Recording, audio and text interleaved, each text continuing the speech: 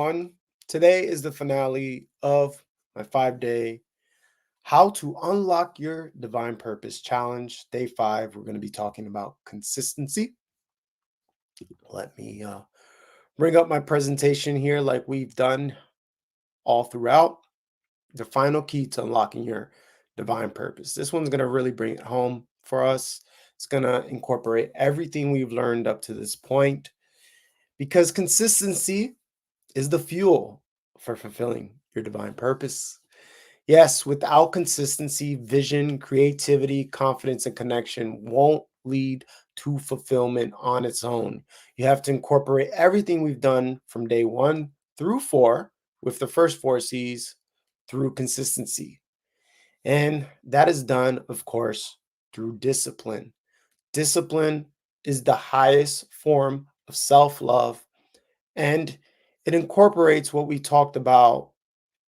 I think it was in our confidence day when we talked about killing the ego, killing the flesh, those worldly desires, those things that keep us disconnected from God, what Christians call sin. That's having discipline, being able to trade in the good, those pleasures that bring us immediate satisfaction, for the great, what's going to connect us with God, and what's going to align us with our highest self so we could get the most precious things in life. And those things typically don't come easy, although they can come a lot easier the moment we have discipline and maintain that discipline and let go of things like um, expectations and things that are keeping us away from living our highest self that we talked about during our clarity segment, like, binge watching on Netflix, spending hours upon hours doom scrolling or video games or whatever is keeping you distracted is typically what where we need to enforce the most discipline upon our lives. Consistency and through those things is what keeps us misaligned. And consistency allows us to avoid misalignment, and also having consistency in our daily connection with God by praying, meditation, these things that are going to allow us to look inward, because that's where the magic truly happens, right? And I love this quote by Aristotle. Says, "We are what we repeatedly do. Excellence then is not an act, but a habit."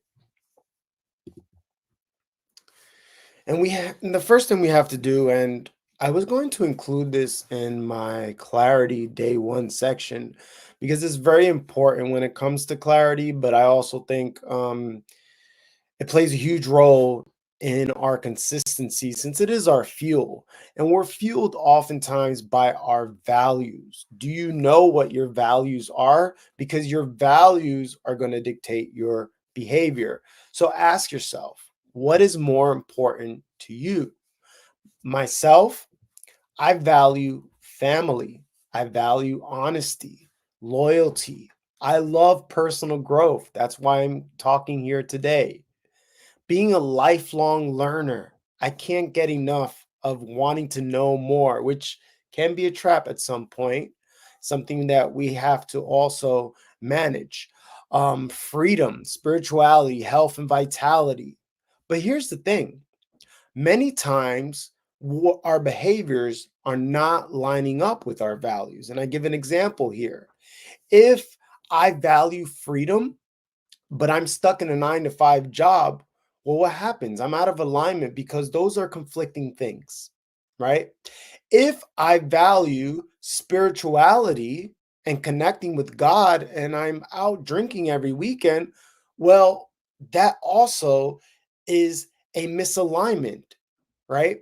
So we're never going to be aligned, and we're never going to feel fulfillment or be able to align with our purpose if we have conflicting values, right? The mind needs, and that's what goes back again to what I talked about in clarity. We need to have that single focus, because when things are misalignment, when we have conflicting beliefs and our behavior does not align with our value, that's when chaos ultimately happens. And you might have heard this before. So you want to know your values because that's going to dictate your behavior, which is ultimately going to tie into your goals. You might have heard SMART goals, right? Specific, measurable, achievable, relevant, time bound, right? Those are your typical SMART goals. And I think it's a good foundation to start, but I have it with a little twist. So specific, right? Clearly define what you want to achieve. That's very important because if you just say, "Oh, I want $1 million," well, the mind doesn't understand these general statements. You have to say, um, exactly. And then not only exactly, like let's say you want $1 million. Well, okay. So if I want $1 million, that means I have to make roughly $100,000 a month, which means how am I going to make that $100,000 a month? And you start reverse engineering that. So if you're in sales, you'll say, okay, well, in order to make 100,000, I have to sell $100,000 products or 10,000 $100 products, right? You need to get really specific. But I'm going to take it a step further or a little different perspective and say it should be spirit led because these things that we think we want usually come from a place that's not our higher self. It's not from our godly self. It's usually from a place of lack, right? We want $1 million because we think it's going to make us feel significant or important, or, we want to get the girls or the hot car or whatever the case may be. But we also talked about this in one of the previous days that our career monetary gains, that's not your purpose. um Measurable. So yeah, we want to make sure that it's led from the spirit, right? We want to make sure that's it's your god-given purpose when we're talking about your goals, your ultimate goals. Because there's also, more basic goals like I want to lose weight, but this challenge is all about purpose. So um yeah, let's move on to measurable. um how can you track your progress, right? And again, if we're talking about more simple things, like I gave the example here on if you want to lose weight, okay, let's say you value health and you want to go to the gym 3 times a week. Well, that's specific, it's measurable. For the next 2 months, we're going to get into time bound momentarily. Then yeah, that works really good for those types of goals. um so but when you're measuring these goals, and again, this is another little tweak here, how are you going to measure success? Because everybody has their different definition of success. And I really like this particular definition. Success to me is, and I got this from Myron Golden, it's so beautifully put. It's when you discover God's purpose for your life, when you develop, and we talked about this in the clarity section as well, when you develop the skills, because it's not enough to know your purpose. Like God told me my purpose was to be a messenger, but he didn't tell me the message. And I realized God often works that way. He tells you what to do, not the how. You got to figure out the how. So what I did was I started digging into the Bible. I mean, there was a little detour around that too, but ultimately it led me to the Bible. And I realized, wow, this stuff is really connecting. People need to hear this. This is the message, right? So it's not enough just to know your God given purpose. You got to work at it. Paul, the Apostle Paul, he studied the Bible for 10 years. Jesus spent 30 years of his life as a carpenter, learning the word before he went out to preach. His ministry only lasted 3 years. A lot of people don't know that. And then you have to deploy. Once you study and develop that skill, now it's time to deploy. And when you have that, when you know your purpose, you work at your purpose, and you now are ready to deploy your purpose, that is success. And that can ultimately bring you financial success as well. And there's scriptures about that. When you align with God's plan, He takes care of you and he wants to bless you. And we talked about that in clarity too. Genesis, he gave us dominion over everything. The kingdom of God is within, and we were meant to rule our kingdom here on earth, right? Relevant, does it go align with your values and your purpose, right? If my value is family, well, it makes sense that I would want to get married because that's how you start a family, right? So making sure that those align and time bound. Now, again, if you're trying to lose weight, you might want to have a goal. I want to lose 5 pounds in a month. But when you're aligning with your purpose, your God given purpose, don't put a time limit on when that's going to be, because there is such thing as divine timing. And um your purpose is not a destination. Everything, so often we think of purpose like arriving, but the journey is part of your purpose. So with that said, there's no time limit when it comes to your purpose. It's a lifelong thing. And this is how all of the different days tie in, right? So originally we started with clarity, right? So clarity is like the compass, okay?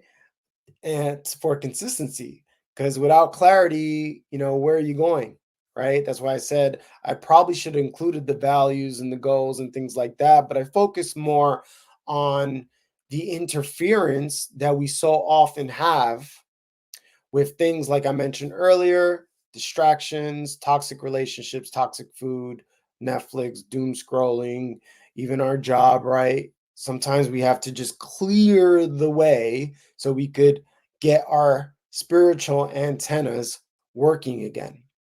Okay. Um, so yeah, that's pretty much clarity is the compass for consistency there. Creativity sustains momentum, because creativity is using your God-given gifts, and that's what's going to make you excite. That's good. What's going to bring you joy and excitement. When you write that hit song, when you do a beautiful piece of art, or you create an awesome piece of content, or it could be something like cooking, you make an amazing dish, you gain momentum, right? But at the same time, we have to keep in mind that all your dishes are not going to be good. All your songs are not going to be good. Or it's not even that they're not good, but there might not be a hit, right?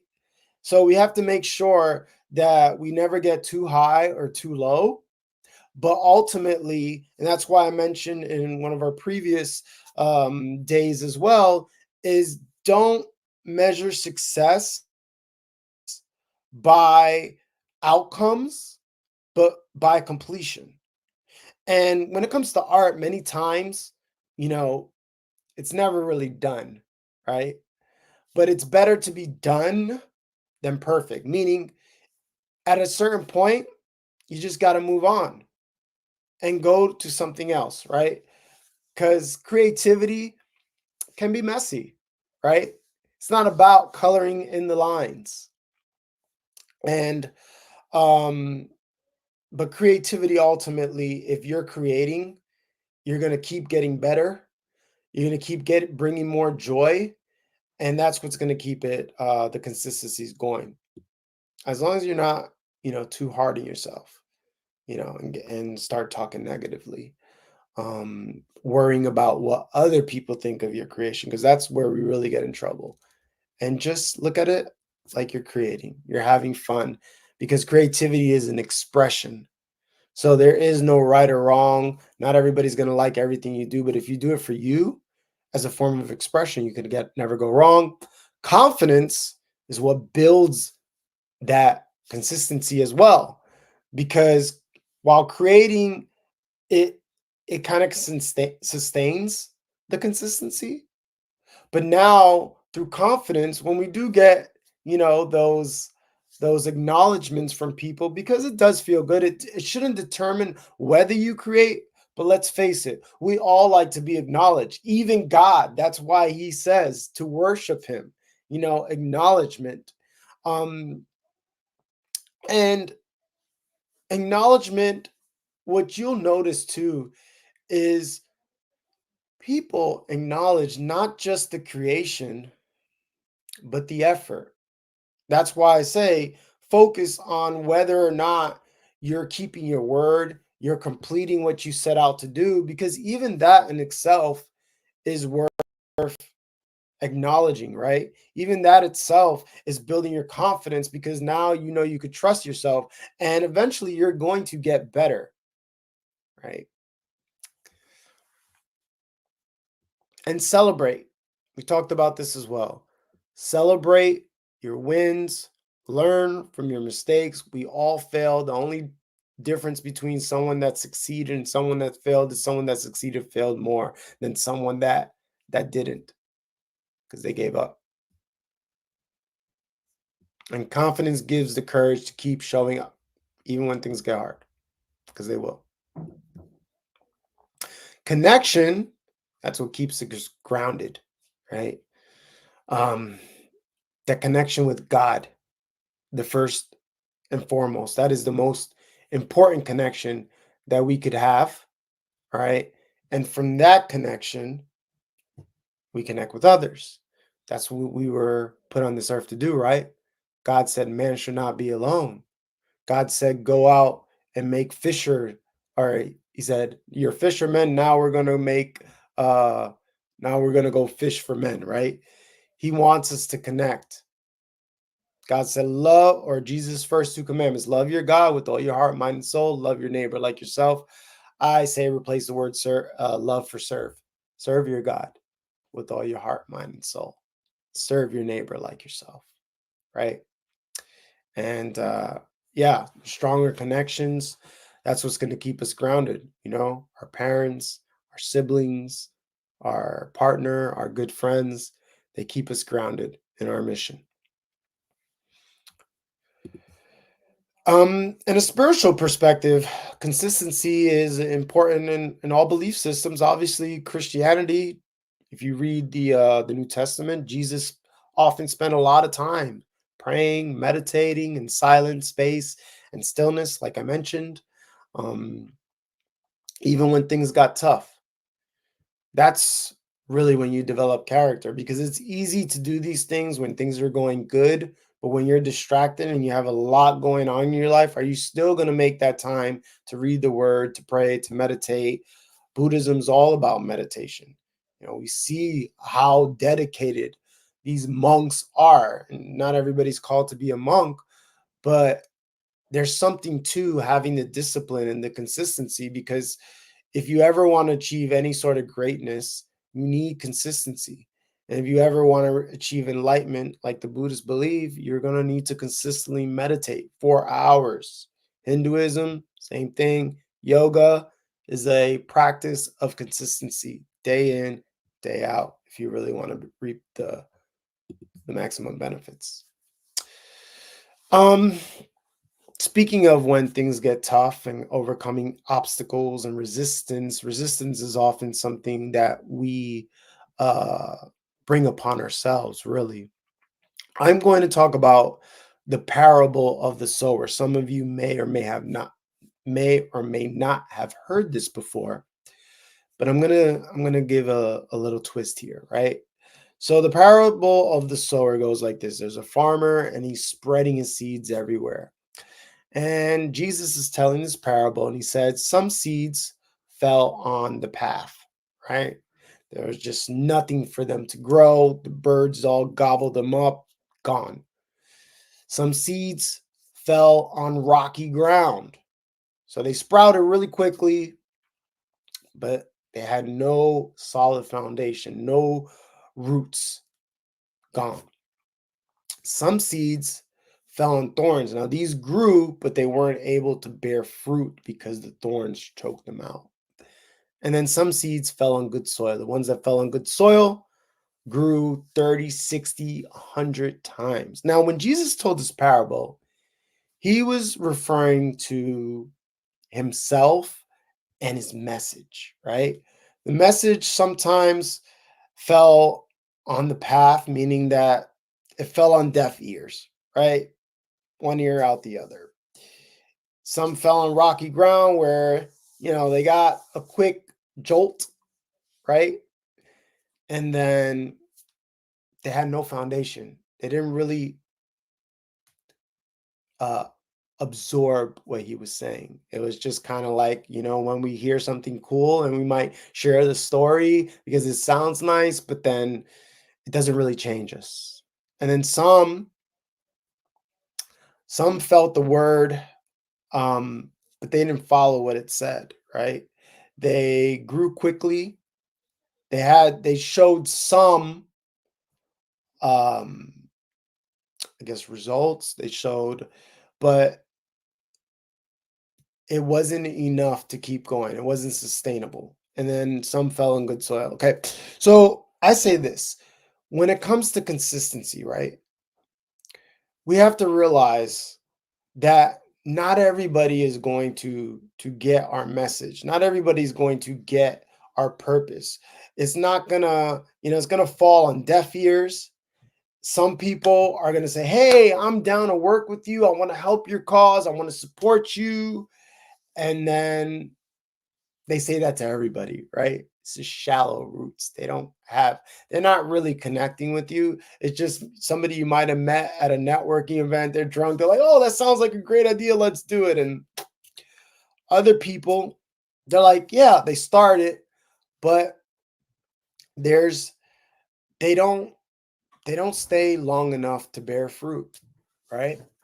And then some, they see the vision, right? Or this opportunity just aligns with, and it could be a job, it could be a part of a group or a club, or a person you connect with, or, I mean, even dating. This can apply to everybody. But the cool thing is, when your purpose aligns with the right opportunity, then the way God works is, what did he say? The first thing he said to man, be fruitful, bear fruit, and multiply. It's not a one-on-one exchange. It's sort of like business. Business is like, you're like, eat shit. Oh, I got a big, oh, back to square one. Oh, I got a big, but when you hit it, when you nail it, it multiplies. Like, you could go from eating shit, millionaire, right? It's kind of like that, because when things align the right way,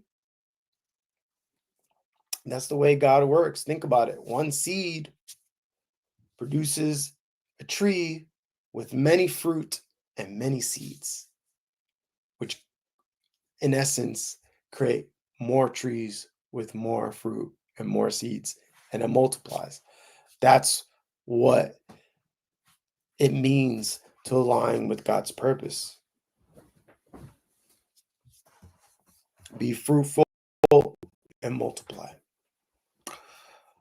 Practical steps to build consistency. I love Lao Tzu. He's got some amazing quotes. Watch your thoughts, because they become your actions. Watch your actions, they become your habits. Watch your habits, they become your character, who you are. Watch your character, that becomes your destiny. Kind of like what I was alluding to before, right? Your values, your character determine your behavior, determine your destiny, right? Where are you going to go? So yeah, if you want to be consistent, start small. I think we talked about that the other day. We just want to get wins, especially early on. We just want to get wins, because those wins build confidence, right? Especially when it comes to creating. If you feel like you've had those creative blocks, like, you were good at drawing when you were little, but you haven't done it in like 10 years, just start with tracing something, just get those small wins and celebrate those small wins. But at the same time, hold yourself accountable. Okay, I'm going to get back into drawing. I'm going to do one a week. Make sure you write it down and hold yourself accountable and celebrate. Habit stacking, it's something that James Clear, Atomic Habits, a very famous book. So once you get that habit, let's say you develop a habit of writing every morning, and say, okay, I'm gonna write every morning. I'm also going to, right after I write, I'm gonna pray. Or right before I write, I'm gonna pray. So once you have one habit mastered down, it's very, or it's easier to get another habit because you're already doing that one habit. So it's easy to remind yourself, okay, right after I do this habit that I'm doing every day, I'll put another one on there, and then it just flows, right? Track your progress, measurable tracking, very important, so you can see the results or where you need to improve. And then reframing failure. We touched on this a lot. Failure just means, they say that in sales, every no brings you closer to a yes. And my mentor told me everybody will tell you the same thing: get obsessed with failures, fail early and fail often. A lot of times we spend all this time planning, over analyzing, and we're still gonna fail at the end of the day. It's just part of the process. So you might as well get it out the way, right? I was definitely guilty of that. Trusting the process. Trust in the Lord with all your heart and lean not on our own understanding. That's powerful. That's powerful because our own understanding is flawed. I also talked about this. Our mind is like a computer chip. It can only give you output based on the past. So if you have a bad motherboard, then you're not going to get the best output. So don't lean on your own understanding. The Bible makes things pretty simple. You could just go to the Bible and verify if what your beliefs or what your feelings are, which the heart could be deceitful, is where you should be leaning towards. Um, I love this parable. Jesus had the most amazing parables of the mustard seed. It's the smallest of all seeds, yet when it grows, it is the largest of of of garden plants. Think about that. All it takes is a little bit of faith. Jesus also said, if you had the faith of a mustard seed, smallest of all seeds, you'd be able to move mountains. All it takes is a little faith. Trust the process. I like this too. A bamboo tree takes 5 years to grow underground before it breaks through. Why is there balloons in the back of this? This is weird. Um, but once it breaks ground, it grows 90 feet in 5 weeks. So 5 years to just come out the ground, and then it grows 90. So it goes back to what I was saying. Trust divine timing because things multiply in God's world. Things multiply. They don't just happen little by little. They can, but you can literally go from zero to hero in a blink of an eye if it's the right timing, if things are aligned, if you meet the right person, if you find the right opportunity, if you hit the lotto. um so yeah, divine timing. Consistent effort may not yield immediate results. God is preparing you for something bigger. That's where faith comes in. And I mean, I'm there right now. I've gone through the ringer.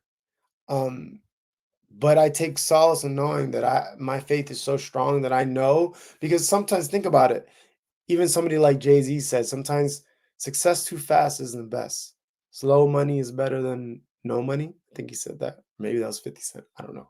I was a big hip hop head.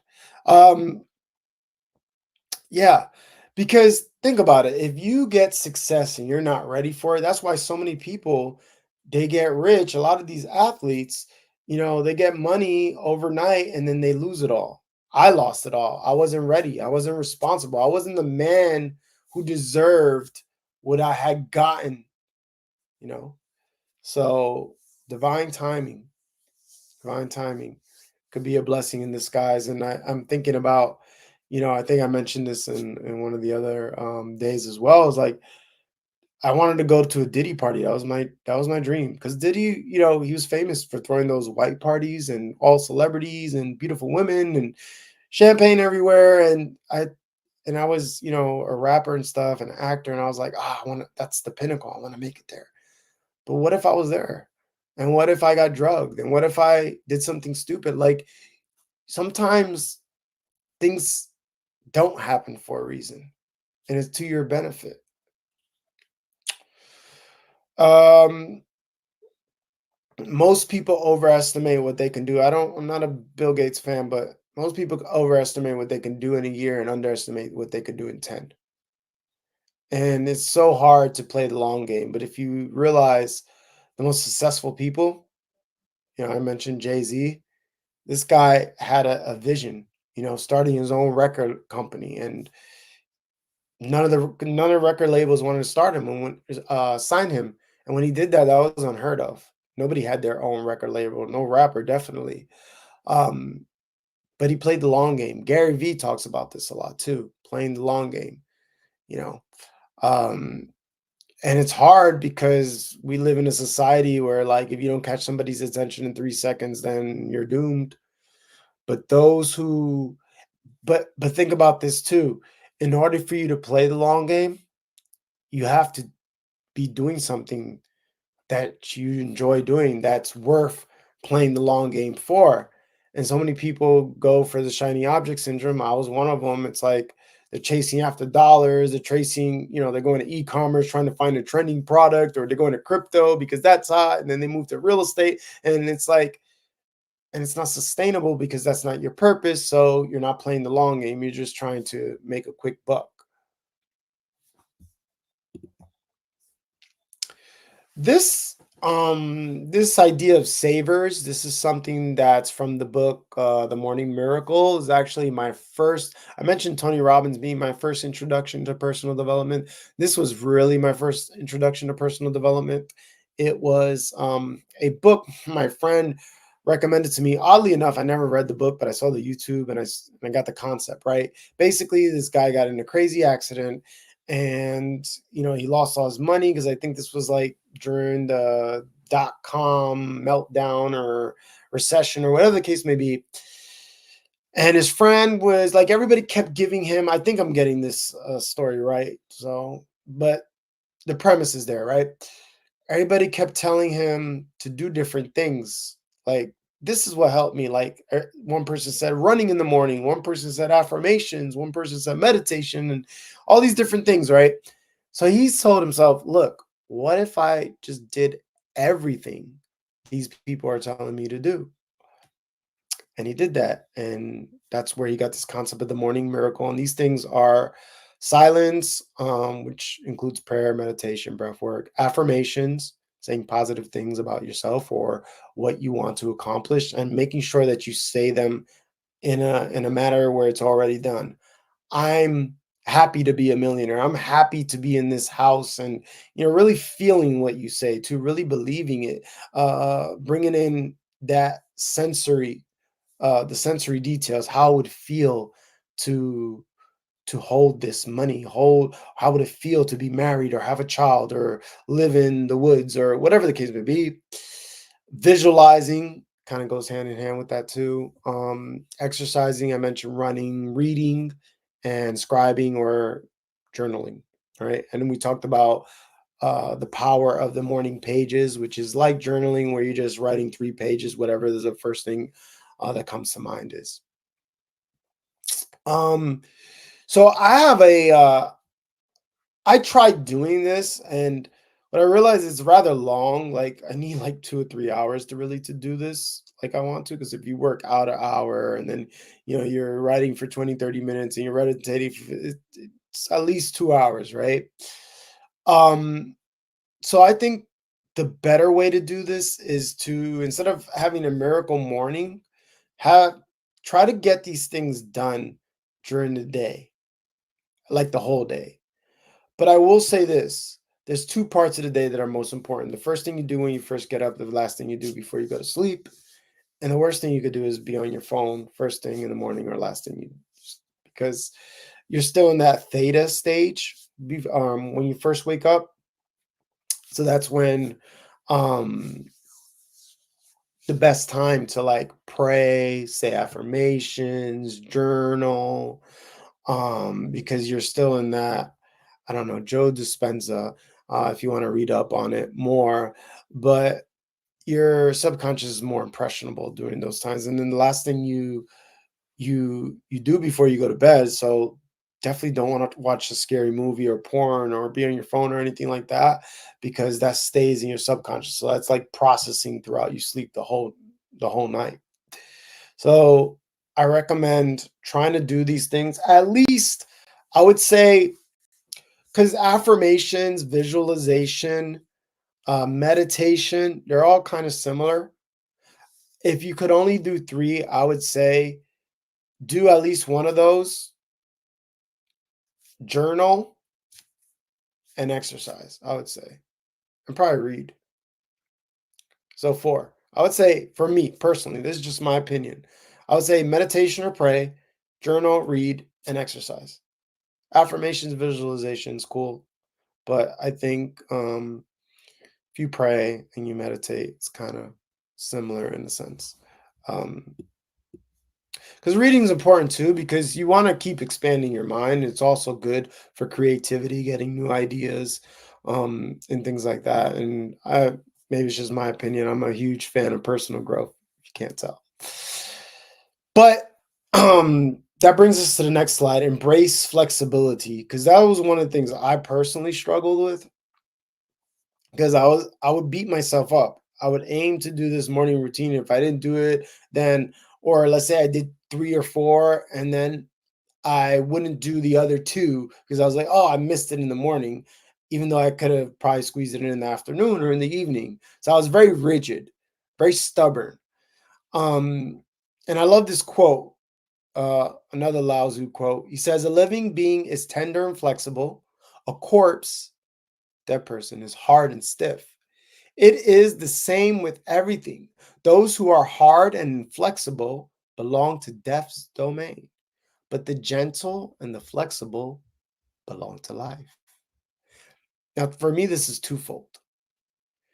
I think flexibility, stretching, yoga, calisthenics, it's very important. Keep your body loose, keep your body flexible, bendable, energy flows, but it's also a metaphor for life. If we're always rigid, if we're not open to new ideas, if we're not tolerant of other people, if we're not constantly growing and creating, then we become hard and stiff and old and frail and we die.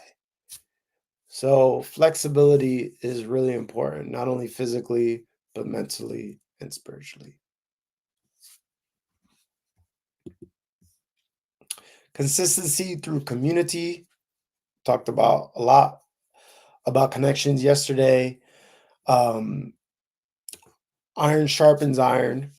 Seek accountability. It's very important. Even Jesus had 12 apostles. We were meant to connect with one another. And I mentioned we see God, or we hear God, through three ways, right? Prayer, scripture, and God communicates to us through us. So it's really important that you get with the community, the right community, mentors. You won't find a successful person on this earth that didn't have mentors, coaches. These are the people that you want to be connecting with, because they keep you accountable, and you learn and you grow with them. We need people. We're tribal beings. So recap. If you weren't here all 5 days, clarity comes from understanding your divine nature, focusing on what matters most, and finding the kingdom of heaven within. And we do that by stillness, space, prayer, meditation, silence. That's how you find it, staying away from distractions. Creativity sustains momentum by reconnecting with joy, your inner child. Remember, there's a scripture that says, be like little children, be curious, be flexible, um, have childlike faith. Overcoming blocks, you know, talked about that, mentioned that, the morning pages, exercise, reading, these things that are going to give you inspiration and get that imagination flowing, which is the highest level of value. Confidence is built through faith. Confidence is faith. Real confidence comes from knowing whose you are, not who you are, because who you are oftentimes is this false self, which we talk about, killing the ego, killing the flesh, those fleshly desires, those things that keep us from connecting with God, toxic people, toxic food, social media. Connection is nurtured through authenticity and vulnerability. There's no better way to establish deep bonds with people than being vulnerable, because it gives them permission to be vulnerable. It builds trust. You seem like a genuine person, a godly person, because you're comfortable in your own skin. It makes you more attractive too. For other relationships, men, other, uh, you know,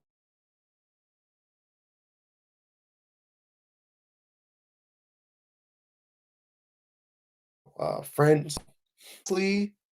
Consistency is what we covered today, which ensures your purpose is fulfilled by aligning your daily actions, your behaviors with God's will.